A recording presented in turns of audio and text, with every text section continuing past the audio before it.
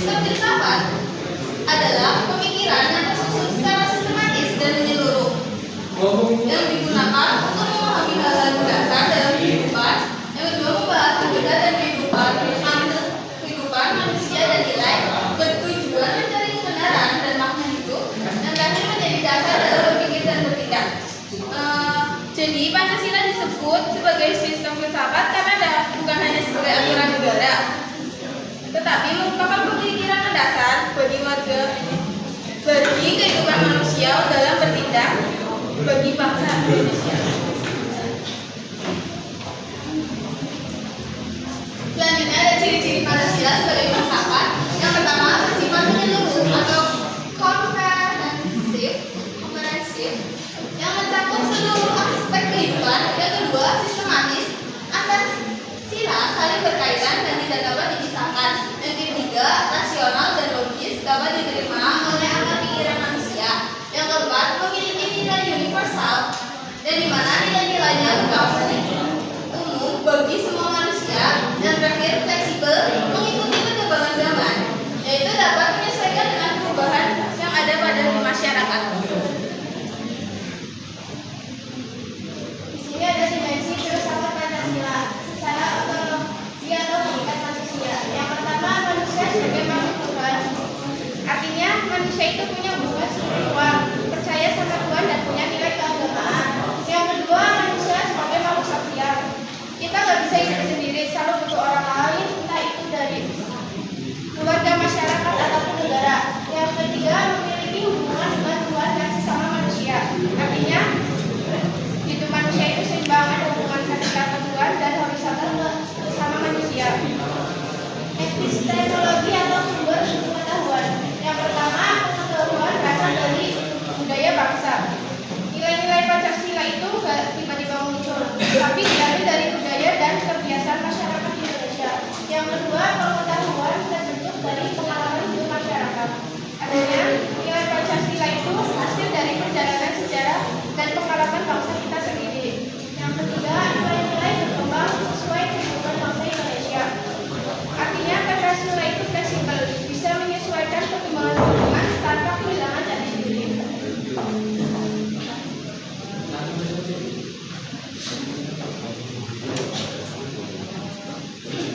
Di sini ada dimensi filsafat Pancasila, aksiologi nilai dan manfaat. Adalah dimensi yang membahas tentang nilai dan manfaat Pancasila dalam kehidupan. Yang pertama ada mengandung nilai moral, etika dan keadilan. Contohnya itu kayak kejujuran dan nilai-nilai baik seperti menghormati sesama manusia. Yang kedua, menjadi pedoman dalam menentukan sikap dan perilaku. Nilai Pancasila membantu seseorang dalam mengambil keputusan yang benar, baik dalam lingkungan keluarga, sekolah, maupun masyarakat. Yang ketiga, digunakan dalam kehidupan sehari-hari kita dan menghargai perbedaan agama, bekerjasama dan menaati peraturan. Yang keempat, membantu menciptakan kehidupan yang tertib dan harmonis, rukun, damai, dan saling menghormati.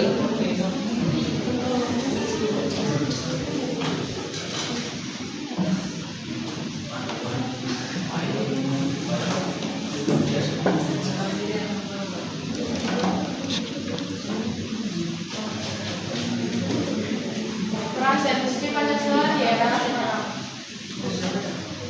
Sebagai dasar negara, jadilah dasar dalam menyelenggarakan negara. Pancasila menjadi landasan utama dalam menyelenggarakan negara. Semua aturan, kebijakan, dan hukum di Indonesia harus bersumber dari nilai-nilai Pancasila. Artinya negara tidak boleh membuat kebijakan yang bertentangan dengan nilai kemanusiaan, keadilan, dan persatuan. Yang kedua, sebagai pandangan hidup bangsa, Pancasila dijadikan pedoman dalam kehidupan bermasyarakat. Nilai-nilainya membantu masyarakat menentukan sikap seperti saling menghormati, gotong royong, dan hidup tinggi toleransi. Yang ketiga, sebagai sumber nilai dalam kehidupan, Pancasila menjadi acuan dalam bersikap dan bertindak baik dalam kehidupan pribadi maupun sosial. Nilai-nilai seperti kejujuran, keadilan, dan tanggung jawab berasal dari Pancasila. Yang keempat, digunakan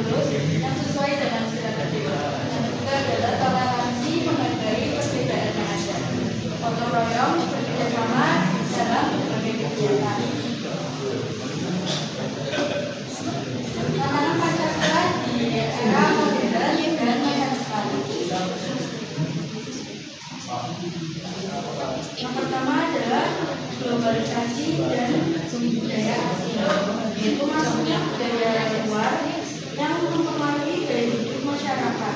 Jika tidak disaring, itu bisa menggeser nilai-nilai Pancasila. Contohnya meniru gaya hidup bebas tanpa mempertimbangkan norma.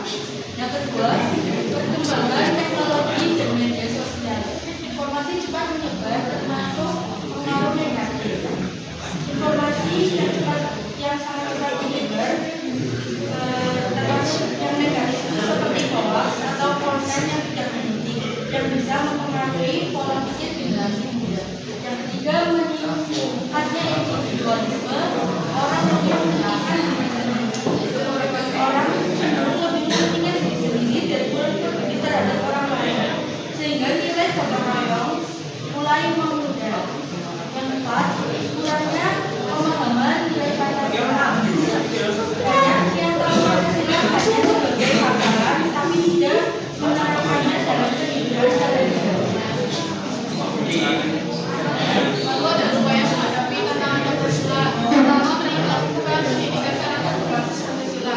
Jadi nilainya Pancasila perlu ditanamkan sejak dini supaya tidak hanya dipahami, tetapi juga jadi kebiasaan dalam kehidupan sehari-hari. Yang kedua, bijak dalam menggunakan media sosial. Di era digital sekarang kita harus lebih bijak dalam menggunakan media sosial. Jadi jangan hanya percaya atau mengambil informasi sebelum dicek kebenarannya. Yang ketiga, ada menanamkan nilai toleransi dan gotong royong. Penting juga untuk terus menanamkan sikap toleransi dan semangat gotong royong, karena dengan saling menghargai dan bekerjasama, persatuan akan tetap terjaga. Yang keempat, mengenal budaya asing. Tidak semua budaya luar itu buruk, tapi kita perlu memilih mana yang sesuai dengan nilai Pancasila. Yang kelima, meningkatkan kesadaran moral dan batin dalam individu. Kita perlu punya kesadaran moral dan rasa tanggung jawab karena memahami Pancasila dimulai dari diri sendiri. Oke, itu adalah referensi Pancasila versi 1919. Yang pertama yaitu perannya kesadaran nilai Pancasila. Itu seperti tidak sesuai orang memahami makna namanya. Artinya banyak pendapat video yang mengharuskan tapi Pancasila sehingga nilai-nilainya tidak diterapkan dalam kehidupan sehari-hari. Misalnya kurangnya sikap saling menghargai dan tidak beruntung adil. Yang kedua itu ada pengaruh negatif di media sosial. Penyelidikan dan sesuai nilai moral. Itu generasi muda juga terpengaruh oleh pakai media sosial. Apalagi yang tidak sesuai dengan nilai moral dan Pancasila. Seperti kebersihan, gaya hidup, berlebihan, atau perilaku yang sopan. Yang ketiga itu ada berbagai rasa kepedulian sosial. Orang peduli terhadap lingkungan sekitar. Banyak anak muda yang peduli berbahagia.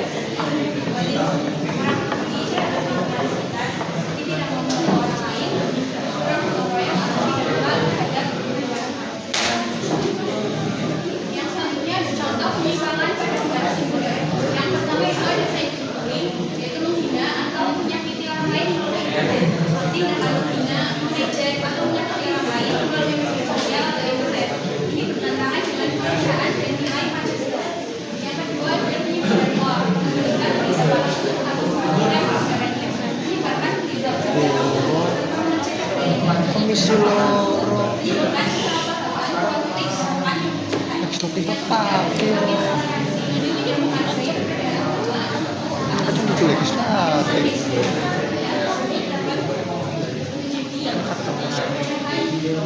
Nggak ikut. Baik, kita perhatian teman-teman. Kelompok kami kebetulan mengambil studi kasusnya ya. Dari kalian ada yang tahu nggak ini kasus? Tahu. Kekerasan seksual. Iya. Mungkin kasusnya bakal dijelasin oleh Mbak Dian ya. Jadi kasus kali ini kita mengambil tema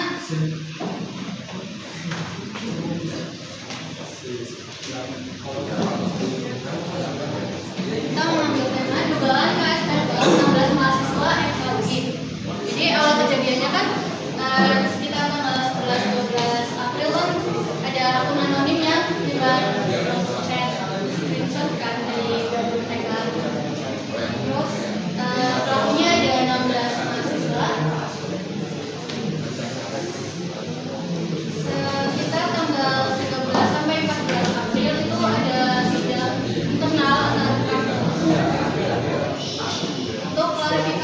soal kasus tersebut. Nah, pelanggarannya apa aja menurut Pancasila? Dari segi sila, mereka melanggar sila kedua yang berbunyi kemanusiaan yang adil dan beradab. Sila kedua itu mereka melanggar karena harus kemanusiaan. Lalu ada sila ketiga yang berbunyi persatuan Indonesia. Mereka melanggar itu karena berpotensi merusak persatuan, di mana kasus tersebut pasti ada dua pihak, ada yang pro dengan kasus tersebut, ada yang kontra dengan kasus tersebut. Selanjutnya ada sila kelima, yaitu tidak mencerminkan keadilan bagi korban. Lalu ada pelanggaran dari segi filsafat, yaitu ada ontologi, yaitu manusia atau korban tidak diperlakukan bermartabat oleh para pelaku.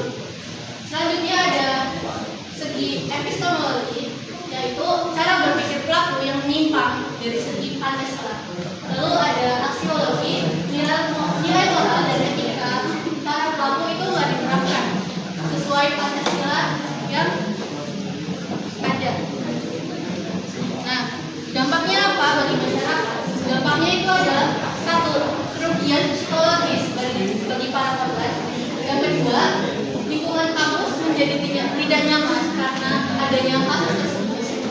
Lalu ada menurunnya kepercayaan sosial bagi entah itu dari kampus ataupun mahasiswa fakultas hukum di universitas tersebut.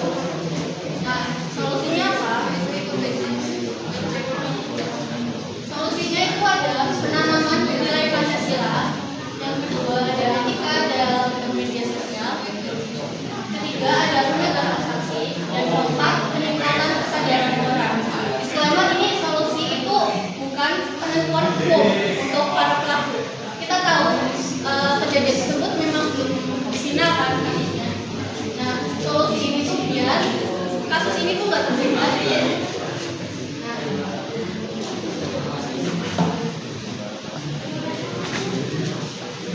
Jadi kalau kita menilai dari Pancasila sebagai filsafat, kita tuh harusnya melakukan keempat solusi tersebut.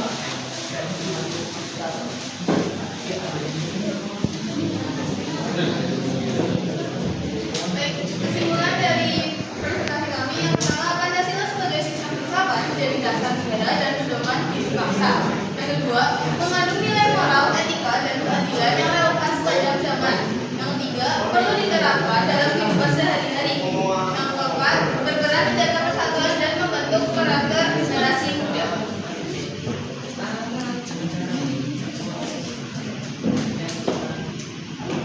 Baik teman-teman, kelompok 4 kami membuka sesi diskusi. Barangkali dari kalian ada yang mau diskusikan dari presentasi kami. Boleh silakan. Ya, pertama nama saya Pak Diki, tadi kan ada yang membahas bahwa Indonesia itu ideologi Pancasila. Nah, ketika ideologi Pancasila artinya menerapkan kelima nilai Pancasila. Namun yang terjadi sekarang bahwa negara yang mendasarkan ideologinya sebagai Pancasila, namun bukannya malah menerapkan tapi malah melencengkan. Apakah itu termasuk dalam pandangan hidup dan ketentuan hidup sebagai warga negara? Terima kasih.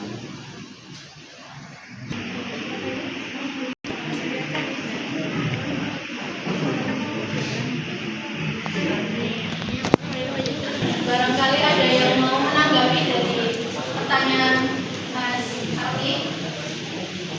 Kalian yang berdiskusi ya teman-teman, barangkali ada yang mau menanggapi pertanyaan dari Mas Arti.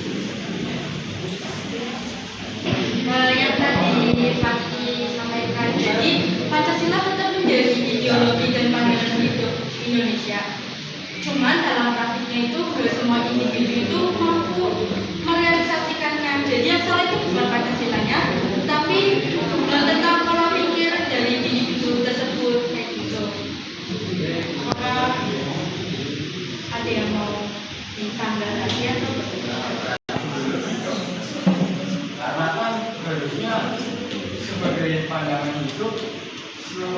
seluruh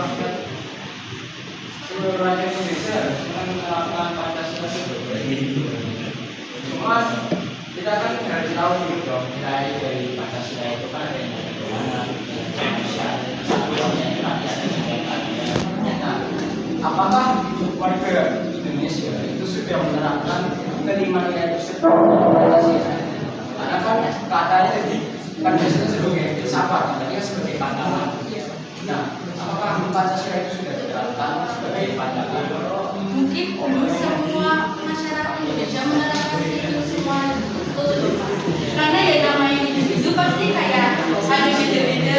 Mungkin ada yang sudah menerapkan kelimanya, mungkin ada yang baru satu, ada yang baru empat, ada yang baru tiga, seperti itu. Cuman dari kita itu udah menerapkan Pancasila itu sebagai pandangan, udah memberikan gimana ya, memberitahu kepada masyarakat bahwa ini loh pandangan hidup masyarakat Indonesia. Tapi namanya individu, walaupun kita sudah memberitahu, mengasih tahu, gak bisa kita untuk mengontrol untuk melaksanakannya. ini tergantung Ya tergantung individunya.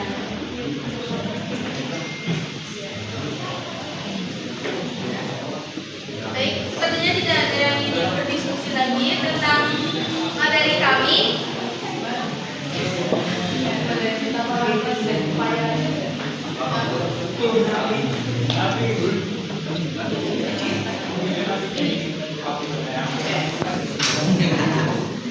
Saya ingin menanyakan ya, itu kan pada poin ke-1 kan ada apa ya, tulisan berbunyi meningkatkan pendidikan karakter berbasis Pancasila. Saya ingin menanyakan apakah upaya itu sudah dilakukan dengan baik di negara kita ini. Contohnya jangan di negara kita itu di lingkungan lingkungan sekitar, apakah penerapan poin pada nomor 1 itu sudah diterapkan dengan baik atau belum?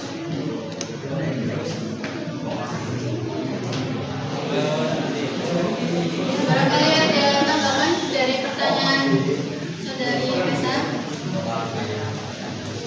Jadi di poin pertama kan ada meningkatkan pendidikan karakter berbasis Pancasila. Apakah di sekitar kita sudah diterapkan poin tersebut? Barangkali ada yang mau menanggapi dari teman-teman.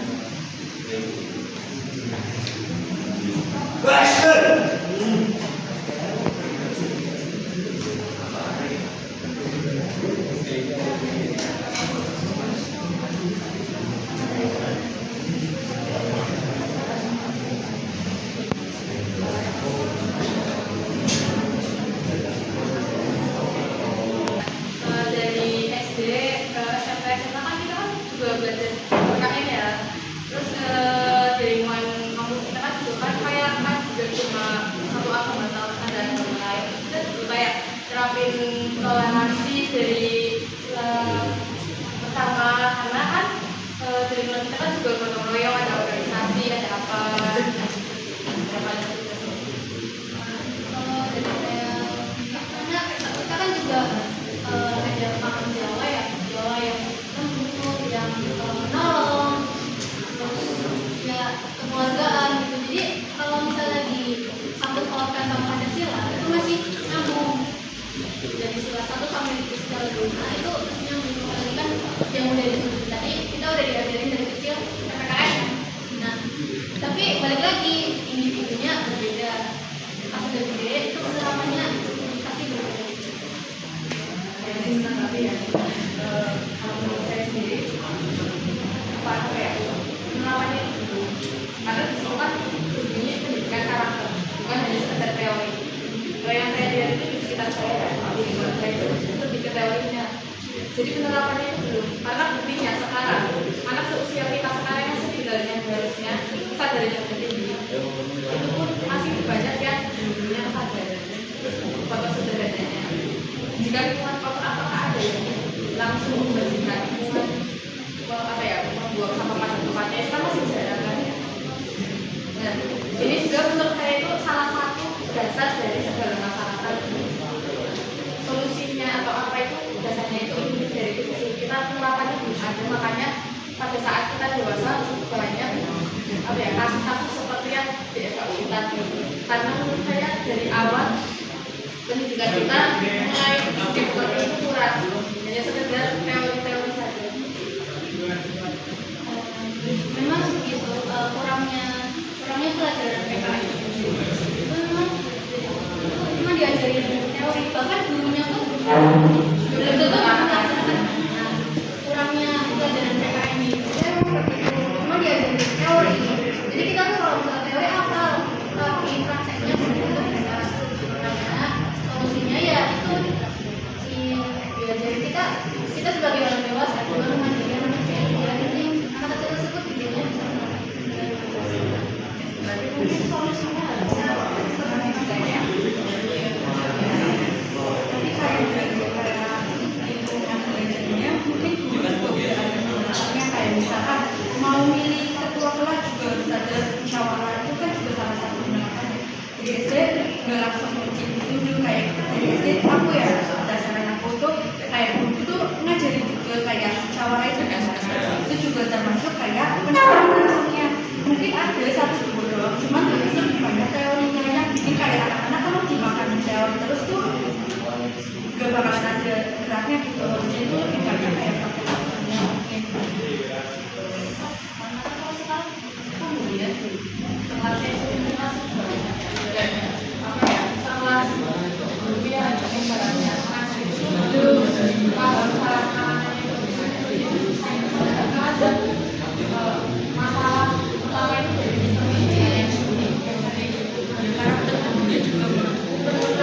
Soalnya kayak itu kan yang menentukan ya, yang ngajarin.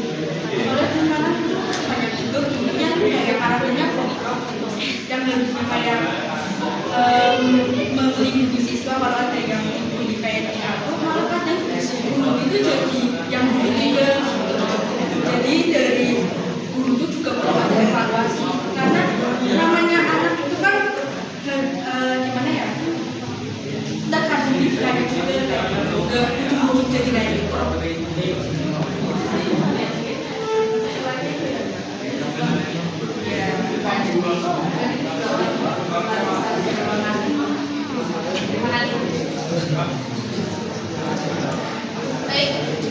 Baik, terima kasih pada teman-teman yang sudah mengikuti sesi diskusi dari kelompok 4. Kurang lebihnya jawaban kami, mohon maaf.